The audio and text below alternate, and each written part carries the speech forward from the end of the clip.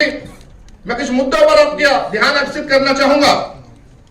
2017 में सरकार बदलती है। गौतम बुद्ध नगर से लेकर पूरे पश्चिमी उत्तर प्रदेश में जिन्हों 5 मंडल, जिनमें मेरठ से लेकर सहारनपुर, मुरादाबाद, अलीगढ़ और आगरा मंडल की अगर मैं बात करूं, बेतरमीन तरीके से भूमि के अधिग्रहण हुए। केवल कुछ पैसा दे देना, नया भूमि अधिग्रहण बिल 2013 पूरे भारतवर्ष में लागू होने के पश्चात भी किसानों की जमीनों को लूटकर करार के माध्यम से और 10-10, 12-12 साल सर्किल रेट न बढ़ाकर इन लोगों ने जो आर्थिक ग्रोथ का जो इंजन पेश किया है, वो सही मायने में केवल मुंबई से आए हुए पूंजीपतियों के साथ साथ जो गुजरात से आए हुए पूंजीपतियों के लिए वहां पर एक दरवाजा खोला है। और किसान अपना रिहेबिलिटेशन, रीसेटलमेंट का जो 10% का प्लॉट मिलना है उसको, जो सोशल इंपैक्ट, शिक्षा, चिकित्सा, रोजगार की बात होनी है, सारा युवा आज अंधकार में डूब गया क्योंकि इंडस्ट्रियल एक्ट लागू होने की वजह से वहां पर हमारे ग्रामीण विकास में कोई म्युनिसिपल कॉर्पोरेशन तक नहीं, केवल हमारी लोकतंत्र के 4 पिलरों को खत्म करके, अगर हमारा लोकतंत्र शुरू होता है तो विधायक से शुरू होता है, हमारे प्रधान, बीडीसी, जिला पंचायत वहां पर खत्म कर दिए गए हैं और लोकल बॉडी का कोई चुनाव नहीं है। शहर 2 वर्गों में बढ़ गया है। पूरा पश्चिमी उत्तर प्रदेश एक पूंजीवादी वर्ग और एक गरीब वर्ग। इस पीढ़ी के नारे के साथ मैं अपने आप को आत्मसात करते हुए एक बात में आपका ध्यान आकर्षित करना चाहूंगा। पिछड़ा हर एक वो व्यक्ति है जो इस पूंजीवादी सरकार के चक्र में आकर केवल 1% लोगों के पास देश की 99% दौलत को गिरवी रख दिया गया है। हम सब पिछड़े हैं, कोई झगड़ा नहीं है इन जातियों के बीच में।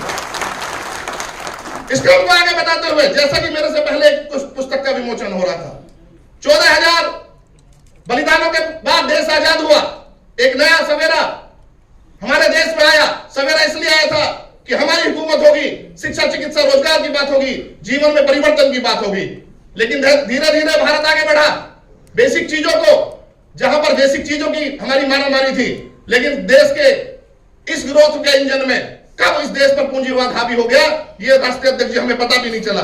लेकिन आज ये युवा आपके सामने बैठा है। ये युवा हमेशा एक बात करता है, किसी भी टीवी डिबेट पर चले जाओ, भारत, पाकिस्तान, हिंदू, मुसलमान के सिवा शिक्षा, चिकित्सा, रोजगार के लिए कोई बात नहीं करता। उस वर्तमान की बात नहीं करता जिस वर्तमान में आज हम जी रहे हैं। अगर कोई बात करता है उस भूतकाल की जिसमें हम थे नहीं, और वो भविष्य की जिसमें हम होंगे नहीं, लेकिन वर्तमान में हमारी जो जरूरत है इनको पूरा करने के लिए क्या काम होगा, इसे कौन पूरा करेगा। इसी के साथ साथ मैं चीज में एक बात में और आपका ध्यान आकर्षित करना चाहूंगा। हमारा पश्चिमी उत्तर प्रदेश, हमारे 5 मंडल, हमसे अपेक्षा हमेशा रखी जाती है, लेकिन पहले हिंदू मुसलमान पे बात हुआ करती थी। आज हमारे महापुरुषों के नाम पर लड़ाई लड़ी जा रही है। लेकिन एक आश्वस्त करते इस मंच के माध्यम से, मेरे साथ आए हुआ कोई युवा, ये सारे एक पगड़ी में बंद कर, ये किसान की पगड़ी में पहुंचा है, न ये धर्म के आधार पर, न जाति के आधार पर आया है, ये केवल अपनी शिक्षा, चिकित्सा, रोजगार के लिए हमारे यहाँ पर आया है। राष्ट्रीय अध्यक्ष जी, हम अजगर कौम के साथ साथ, पीडीए के साथ जितनी हमारी अजगर कौम है, जिनको हमें अहीर, जाट, गुर्जर, ब्राह्मण के साथ साथ और जितने भी राजपूत हमारे हैं, हम मिलकर एक साथ करेंगे। हम जातीय संघर्ष नहीं करेंगे, हम समाजवादी पार्टी के लिए काम करेंगे, हम अपने बेहतर भविष्य के लिए काम करेंगे। कई पक्षों पर मैं आपका ध्यान आकर्षित करना चाहता हूं, लेकिन मंच बड़ा है, आज मेरी शुरुआत है और मैं आपको आश्वस्त करना चाहता हूं, मेरे साथ आए हुए मेरे संघर्ष के साथी, पूर्व छात्र संघ अध्यक्ष जैसे रिंकू जैसे लोग मेरे साथ बैठे हुए हैं, मेरे महेंद्र यादव जी और महावीर सरपंच जी, और मेरे जो परम आदरणीय, मैंने सबसे पहले नाम लिया, हमारे बाबूजी हाजी समारतुल्लाह खान जी, जितने भी लोग मुझे उन्होंने समाजवादी पार्टी में आने के लिए प्रेरित किया है।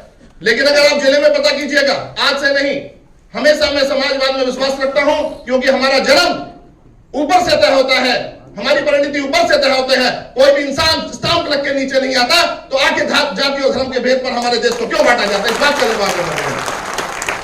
राष्ट्रीय अध्यक्ष जी, आपके संबोधन के माध्यम से एक बात चाहूंगा कि पश्चिमी उत्तर प्रदेश में बेतरमीन तरीके से जो भूमि अधिग्रहण हो रहे हैं, इन पे आपको बहुत बड़ा मुद्दा, केवल पैसा दे देना ही भूमि का अधिग्रहण का पार्ट नहीं होता।